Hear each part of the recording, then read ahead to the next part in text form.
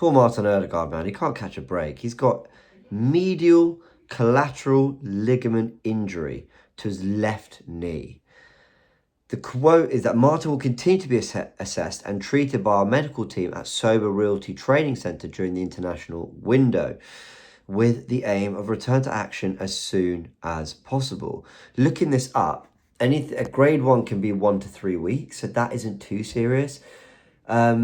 But a grade 3 can be 4 to 8, which is the time frame Noni Madueke's out, and he's out with a knee injury too.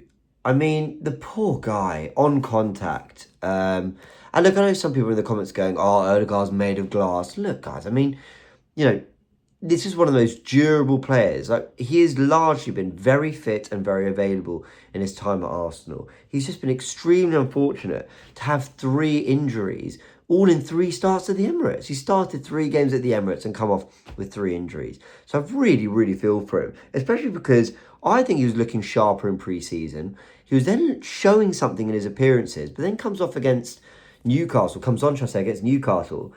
to make a massive difference and essentially win us that game. Looked brilliant against Olympiacos, gets a start against West Ham, and then comes off with another injury, a different one to the 2 shoulder injuries he had before. Doesn't make him an injury-prone player, doesn't make him made of glass, just makes him very, very unfortunate.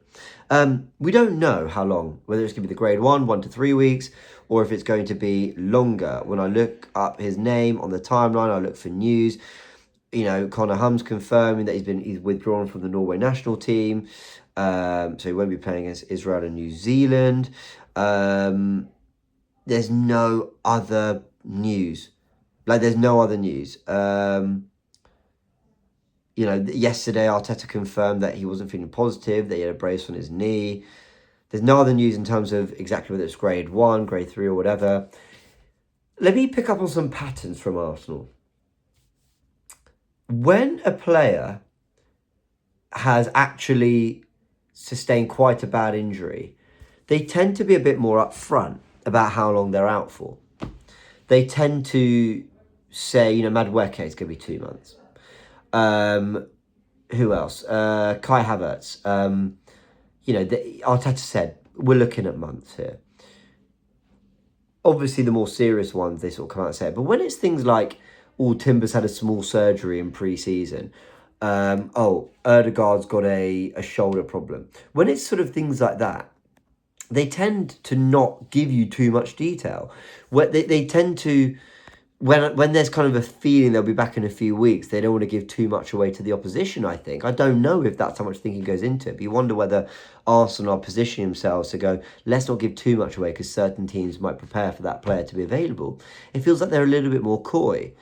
I don't think they're putting, why could they not come out and go, it's a grade 1, that's typically 3 weeks, could be more or less.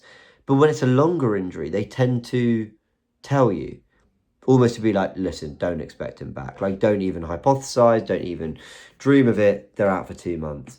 But then there's moments like with Marino, where he had a shoulder injury, I think he sustained in his first training session, and he, I think, was meant to be out for 2 months, he came back after 5 weeks or something. So, I don't know. We can read into this as much as we want. It's just a real shame for Martin Odegaard. Now, what Arsenal do in the absence of Odegaard is going to be really, really interesting, because if we look at our upcoming games, Fulham away, Atletico at home, Palace at home, Brighton at home, Burnley away, Slavia Prague away, Sunderland away. Those are our games between international breaks. Now, I have a feeling that he's going to turn to Waneri for certain games at home. For example, I think he's going to go Palace at home, Brighton at home, and maybe Burnley away. I think Waneri might well get the call up for those 3 games.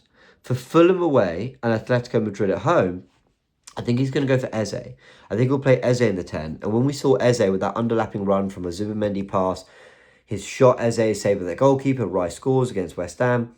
that shows that actually there's an understanding from Eze in that position. He played brilliantly, or should I say Arsenal played brilliant football against Newcastle with Eze in the 10, and you saw the pass he played for Martinelli against Man City. There's a lot of great work Eze does from that area of the pitch.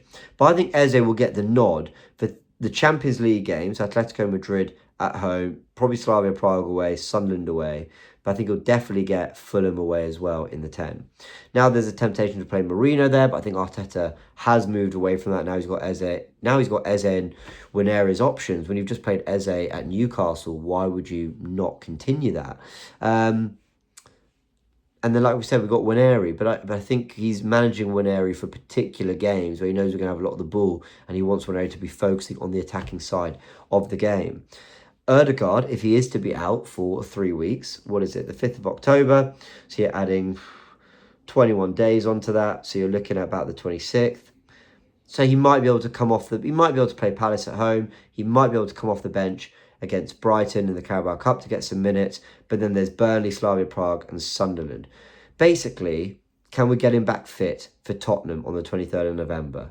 Surely. But if it is the 2-month injury, then we're not seeing him back. I mean, he could miss Bayern at home, Chelsea away, and then we're looking at Brentford at home, Villa away, and that sort of December Christmas run. We really hope that isn't the case. We really hope that isn't the case. We hope it's the 3-week scenario, and we hope that it's come at a more ideal run of games and a more ideal time where that can be managed a little bit easier with the players we've got in the squad. When you look at the options across the positions, Zubimendi, Norgard, Rice, Marino. Those are 2 players for the 8s and the 6s. Then fit and available right now is is Saka and Dalman on the right, Eze and Winner in the 10, Martinelli and Trossard on the left. Yokra is really the only striker, but Marino could move up there.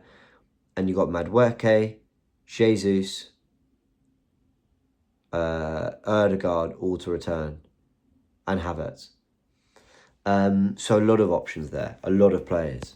So hopefully Martin Odegaard can just take whatever time he needs and then come back fit and ready to go. But I feel really sorry for him. I'm not frustrated at him. I'm frustrated for him because I think he's starting to look really, really good. And Odegaard at his best is a great compliment to the other players we've got on that pitch. And I think he was doing really well with Zubimendi and Marino in midfield. Those 3 had a good thing going.